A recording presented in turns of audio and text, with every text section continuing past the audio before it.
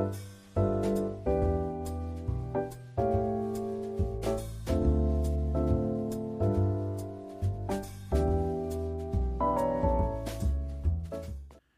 like to welcome you to Thursday's podcast.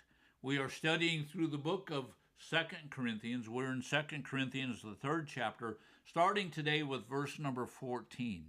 Now, the Apostle Paul has been talking about or making a contrast between the ministry of death, which comes from the letter of the law, and the ministry of condemnation, which also is part of the letter of the law. And then he's talking about the ministry of the Spirit. And the ministry of the Spirit brings righteousness, or the ministry of righteousness, and it brings about life. Verse number 14 is very important that we understand, because this is what he says in verse number 14, but their minds were hardened. Who's he talking about? He's talking about the Israelites. Their minds were hardened. What happens when a person concentrates on the ministry of death, or the ministry of the letter? Their minds begin to harden. They don't understand. I got friends who have long-term missionaries in the country of Israel.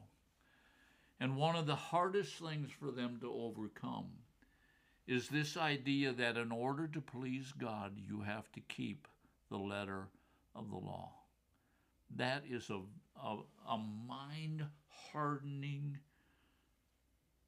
thing. It hardens a person's mind.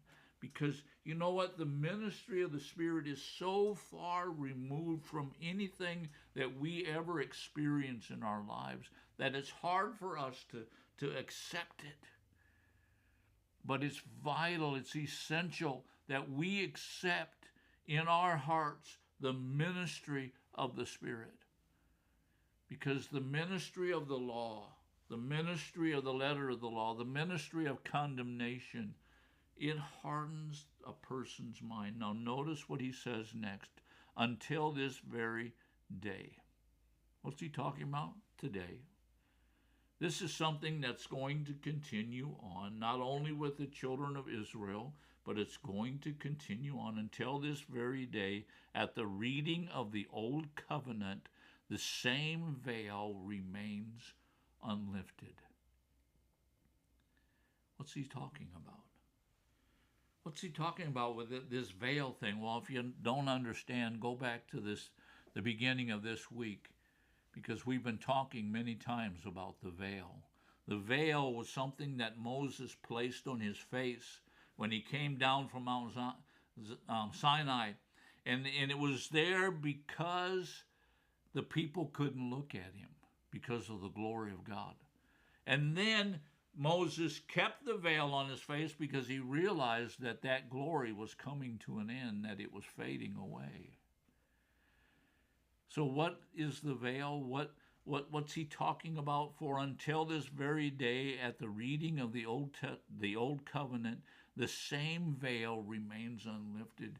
Do you know when you're reading the Old Covenant, you know what you're failing to see? You're failing to see the glory of God that's been deposited in you as a new creature, as a new creation. You're failing to see the righteousness that God has given to you, the ministry of righteousness.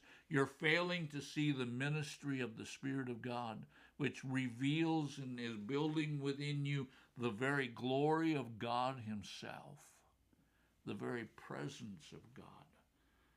By the way, let me just say this. The glory of God reveals the presence of God.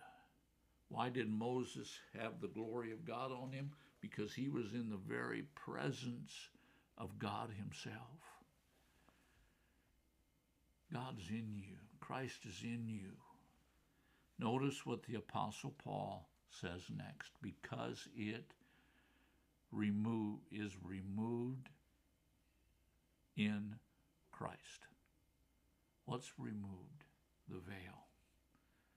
The veil is removed. When you come to Christ, when you come in Christ, when you become a new believer, you know what happens? The veil is rent, just like it was rent in the temple on the day that Jesus died on the cross. The veil is rent. And you know what? You are allowed into the very presence of God himself. You're allowed into his glory. Now, I've heard people say, Lord, send your glory, send your glory. And I think the Lord's up there going, I already did that. I sent it in Christ. And when you're in Christ, you're in glory. Now, your problem, the Lord would say to some of you, your problem is you're still living under the letter of the law. Verse number 15. But to this day, Paul says it again, this day. But to this day, whenever Moses is read, the veil lies over their hearts. What's he talking about? Whenever you read and read intently the old covenant, that veil is still there. It's hiding you from the presence of God. It's hiding you from the realization that Jesus is on the inside of you. Now, there's a reason for the law. The reason for the law is to reveal your condition without Christ.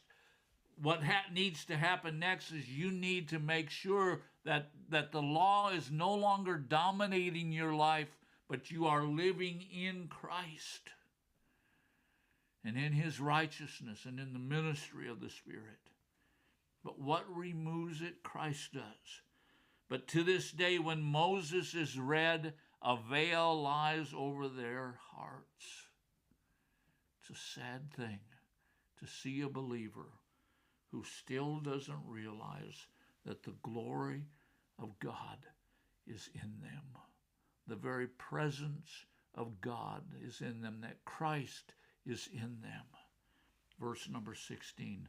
But when a person turns to the Lord, what's the difference?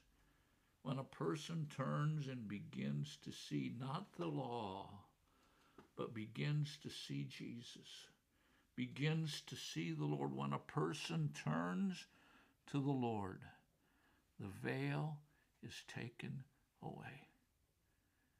Maybe you're sitting there and you're thinking, boy, I just feel so condemned.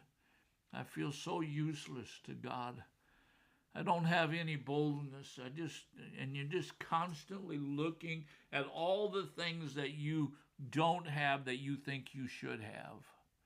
You know what your problem is? You need to stop looking at the law, the ministry of the law, and you need to start looking at the ministry of righteousness that's on the inside of you, Christ himself. You need to start and turn and look to Jesus. Look to what he's done for you on the cross.